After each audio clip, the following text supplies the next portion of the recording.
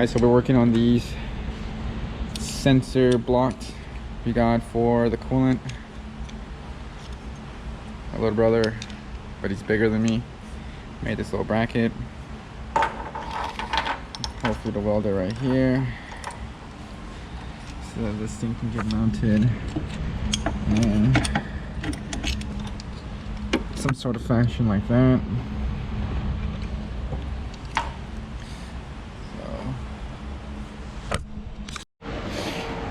Alright, so we got all the stuff ready to go. We're gonna hopefully be able to, I guess, just weld this up. These are a couple other things that I got to make. Making an adapter for my, what's it called? Vacuum regulator. That's what that's for. And these are just some little temp bungs that I'm gonna try to do for fuel pressure. I could have bought this, but I'm cheap.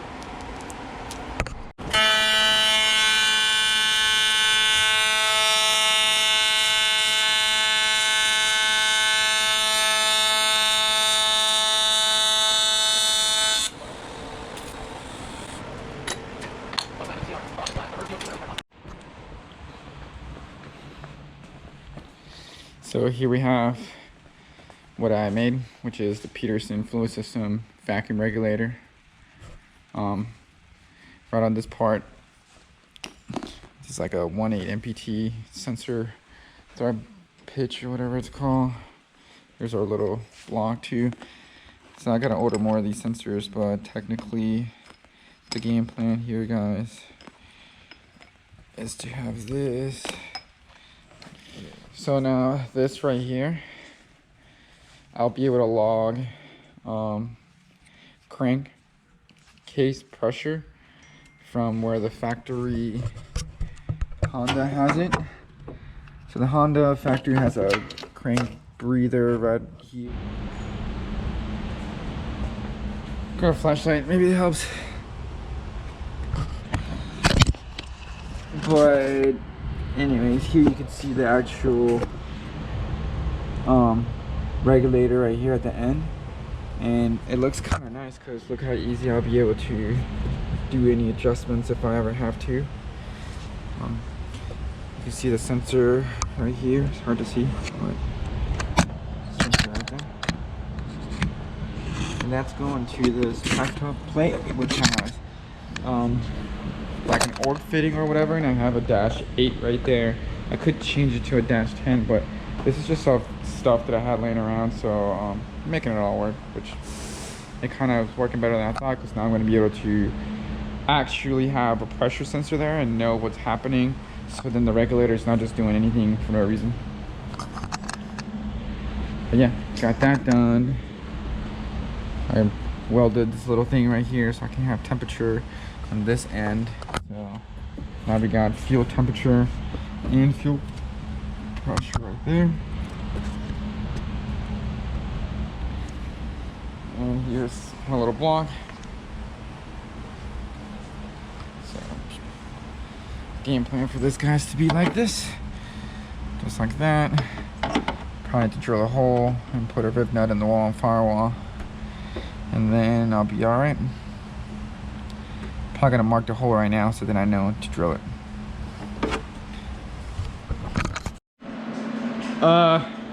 So after work activities, like always, you know, update you guys with nothing but after work activities.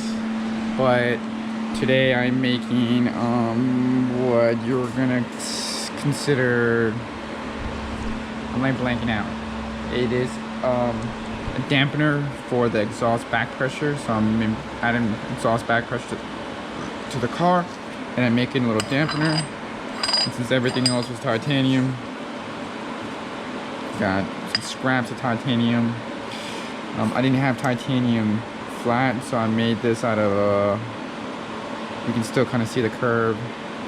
That came out of a piece of 3-inch round. I cut in half, flattened it as much as I could, drill some holes, split and bung.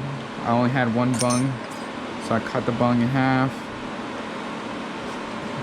so then I could actually be able to do this. And some steel This is stainless steel wool. So we stuff that in there. And that's it. So now I can do this and weld the sucker up. All right, so here it is. Let me cut this off. 5-aught welder. Here we go. So yeah, it's not perfect. Like I said, this is a whole bunch of scraps. I guess I bought one bung that I originally had bought to use as an EGT probe. I was gonna put an EGT probe on the downpipe, but if I do that, I'm gonna need more than likely like an EGT box and stuff like that. So, all right, you guys know the business. I'm far from a professional at this, but yeah, my GoPro died. Anyways, here he goes. Bend a little hard line, cool little loop. Yet again to keep the pulses down. This is to keep the pulses down and to save the sensor from any like hot temperature, hot exhaust gases. And there it goes. So it's gonna be welded down there. And more than likely just sit right here, out of the way. So yeah, there she goes. Knocking stuff down. Next big thing is take the manifold out, drill a hole, and put that sucker in there, so then I could be done. But I could do that after this. I'm gonna make a big Sharpie mark on it real quick, just so next time I already know where, when I take it off, I already know straight where to go.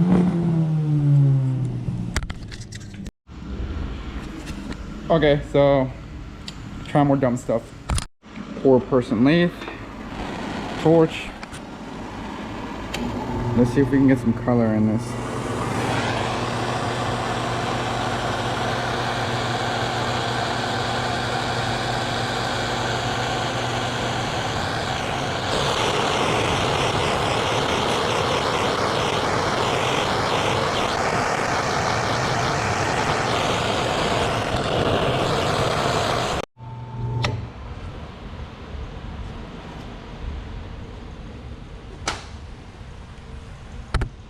Neat. It's definitely not the same colors that I've made before, so I don't really know how to get the purples with the actual torch, honestly. And I don't know if the way that it's, this is definitely not straight.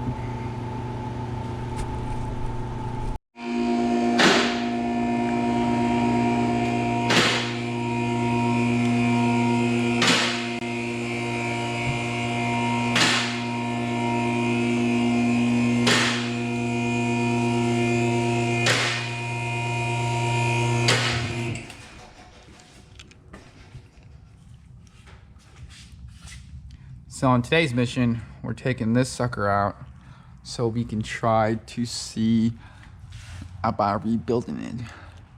And it looks like it's gonna be relatively easy to do so.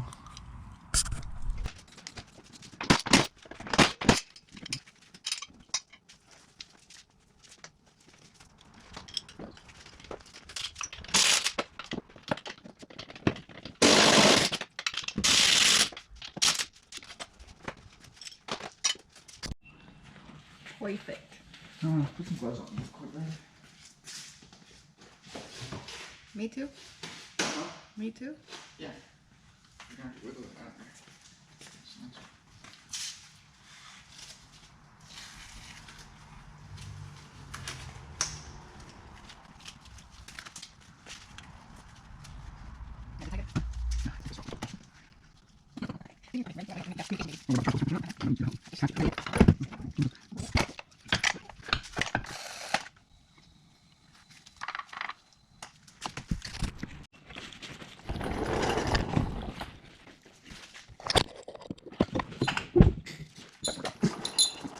That's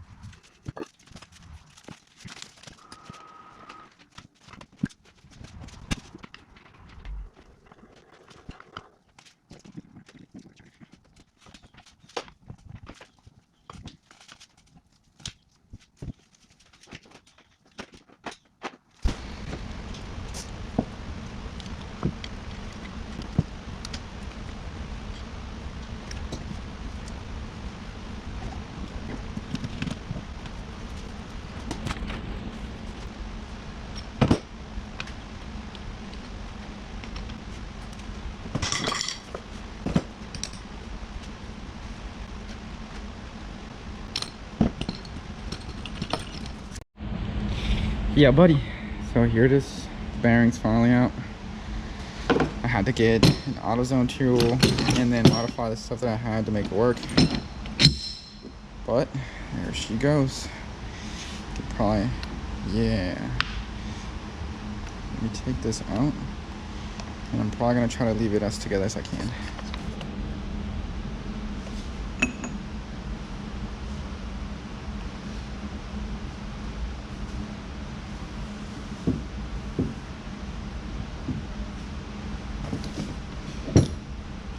Super dirty update. Got the stuff out. Was able to get something going on so I could try to continue to press those out. And I got the two that I needed to press out.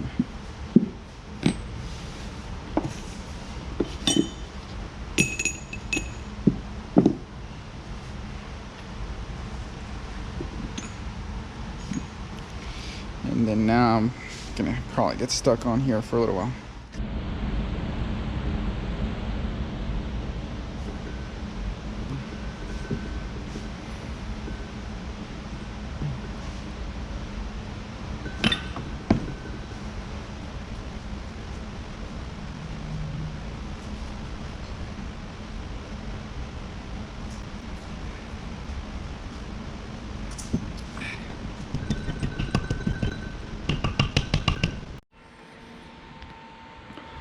Well, there it is, guys.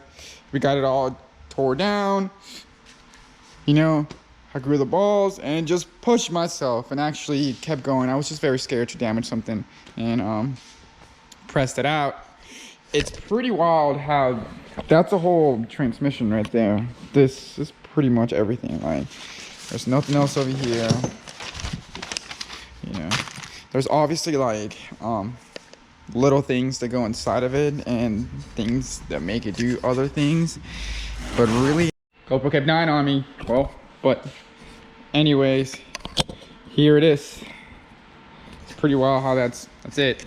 You know, there's little trinkets here, little sensors here, little things to hold kind of things into place, but it's really not that much. My next big step, I guess, is to either go through this, figure out if there's anything that I should replace. Obviously I had already gotten the main thing that I knew was broken, which was this reverse gear right here, and it's part of this shaft. So I got that, and these two gears over here are also part of reverse. Got all new seals to be able to put this back together. It doesn't have seals, it has O-rings. So I got new O-rings so I can put this back together. And I mean, I guess I could try to send it and call it a day. But that might be it. I might actually take this little GoPro home and maybe upload this up, have a quick little video, just so hopefully I can get this car done yet again. It's like I'm always just trying to get cars done for fun about, but it's kind of the only event that I kind of care for, mainly, really. This year at least. I do want to drive Grid Life and a couple other things, but I just haven't been rushing this, and yeah, it happens. But here's most of it, and I'm hoping, like I said, to be able to do all of it sooner than later, I guess, now. And I just still need to order a whole bunch of stuff to be able to wire it, and then that's going to be the last step. Because after this, actually, I still need to order a clutch disc, and I need to figure out what I'm going to do with a pilot bearing. So pilot bearings, and then pilot bearings, and then clutch disc, pilot bearing, clutch disc, clutch setup. Get that figured out. I might try to see what I can figure out this weekend. Throw out bearing, clutches, because if this thing is, like you see, I'm pretty much done now, guys. So if I can get if I can figure this out now, I would be a long way from I'll be at least close to finishing up. So anyways, updates. I know I kind of suck at this, but but at least updates, you know, not much, but something. So here it is. Hopefully the car gets done. And yep, feel it. Show you guys some of what I've been doing. Work on these really tight dump tubes on this GTR. But thanks for watching, guys.